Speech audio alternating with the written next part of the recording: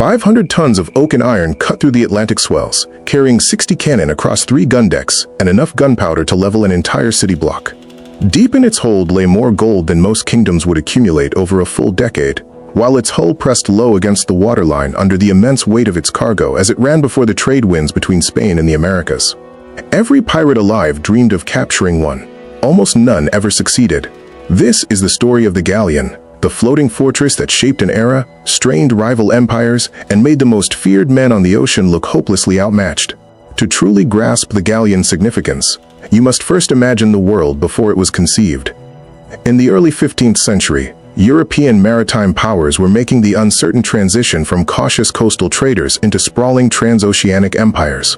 The ships they operated served well enough in the Mediterranean and the North Sea, on the slow, familiar coastal routes that had kept European trade functioning for 1,000 years, but they were wholly unsuited to what the age of exploration was demanding.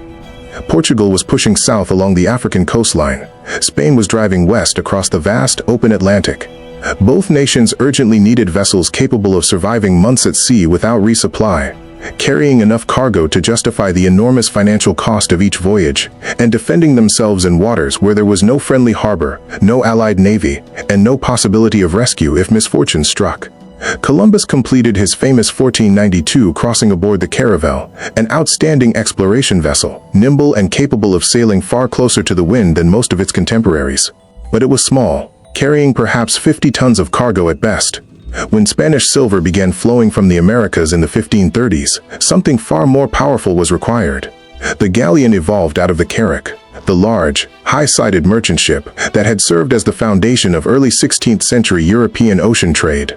The carrack was spacious, but cumbersome, and dangerously unstable. Spanish shipbuilders preserved the overall scale, dramatically lowered the forecastle at the bow, lengthened the hull relative to its beam, and fitted gun decks running the full length of the ship. The result was unprecedented, a vessel capable of functioning simultaneously as warship and cargo carrier, fully equipped to defend its contents across thousands of miles of open water, season after season. The word galleon itself first appears in Spanish records during the early 16th century, derived from the oared galley that had long dominated Mediterranean naval warfare. But where the galley was confined to calm coastal waters, the galleon was a creature of the deep Atlantic, built to exploit the trade winds and sustain a commerce that would reshape the entire world for nearly 2 centuries. The construction of a Spanish galleon merits careful study, because the ship was a considerably more sophisticated machine than its iconic outline suggests. The hull was built primarily from oak, ideally the dense, slow-growing variety harvested from the forests of northern Spain, though American timber increasingly supplemented these sources as demand for new galleons outpaced what Spanish forests could reliably provide. The keel, the structural spine running from bow to stern, was fashioned from a single enormous timber, or several pieces joined so tightly they functioned as one continuous structure. The curved transverse ribs giving the hull its shape were individually heated, bent to their required form, and each one fitted precisely to its position along the keel. Over this skeleton, thick planks were laid and sealed with oakum, fibers beaten from old rope and driven into the seams with a caulking iron, then coated with tar to prevent water ingress. Below the waterline, the hull was first sheathed in lead and later in copper sheets, both to slow barnacle accumulation and to guard against the shipworm that could hollow an unprotected tropical hull into useless wreckage within a single year.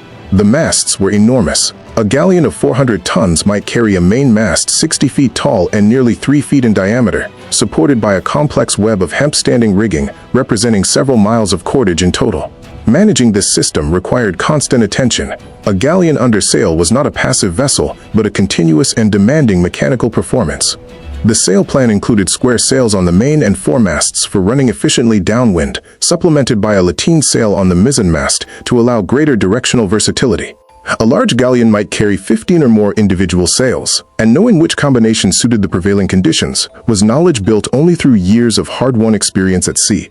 The gun deck constituted one of the most formidable weapon systems of the entire pre-industrial era. A large late 16th century Spanish galleon mounted 60 to 70 guns across 3 decks.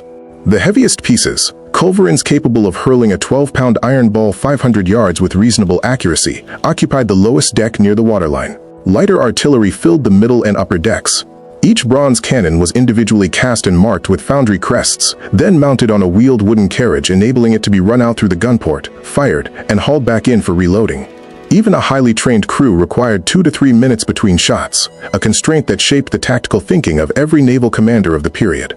A single iron ball striking a wooden hull did not merely penetrate, it shattered, planking into lethal splinters, capable of killing and maiming men across the full width of a gun deck in an instant.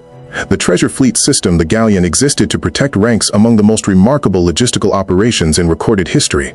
Twice each year, a convoy assembled at Seville, later at Cadiz, and departed for the Americas. One fleet sailed for Veracruz in Mexico, the other made for Panama, the gateway to the silver mines of Peru. Both convoys wintered in their respective ports, exchanging Spanish-manufactured goods for American silver and other commodities, then reunited at Havana each spring for the homeward passage, sailing together under the protection of purpose-built escort warships. The volumes of silver moving through this system were almost incomprehensible. The mine at Potosi in present-day Bolivia, discovered in 1545, alone supplied roughly a third of the world's entire monetary silver supply for the following 2 centuries. A galleon lost at sea was therefore far more than a sunken ship. It represented a rupture in the global financial system, capable of unsettling banking houses from Genoa to Amsterdam and disrupting the payment of Spanish armies across half of Europe. The pirates who dreamed of taking a galleon were imagining something far closer to robbing a sovereign treasury than seizing an ordinary merchant vessel. A single well-loaded galleon could carry 500,000 pesos in silver, the equivalent of a full year's revenue for a medium-sized European state. The defenses surrounding these ships were layered and extremely difficult to overcome. The convoy system alone made individual interception nearly impossible. A pirate crew approaching 20 or 30 ships, several of them dedicated warships, faced odds no rational assessment could support. Departure dates were guarded as state secrets, routes were varied within the limits set by the trade winds, and the navigators who guided the galleons were among the most skilled and best compensated pilots in the world. Francis Drake came closest to realizing the dream, seizing the Cacafuego off Ecuador in 1579, after spending weeks interrogating smaller vessels to pinpoint her exact movements. He arrived home extraordinarily wealthy, and Queen Elizabeth reportedly received a portion large enough to settle the entire national debt. By the late 17th century, however, the galleon's era was drawing to a close. English and Dutch navies had developed purpose-built ships of the line, vessels designed exclusively for fleet combat and superior to the hybrid galleon in every military respect.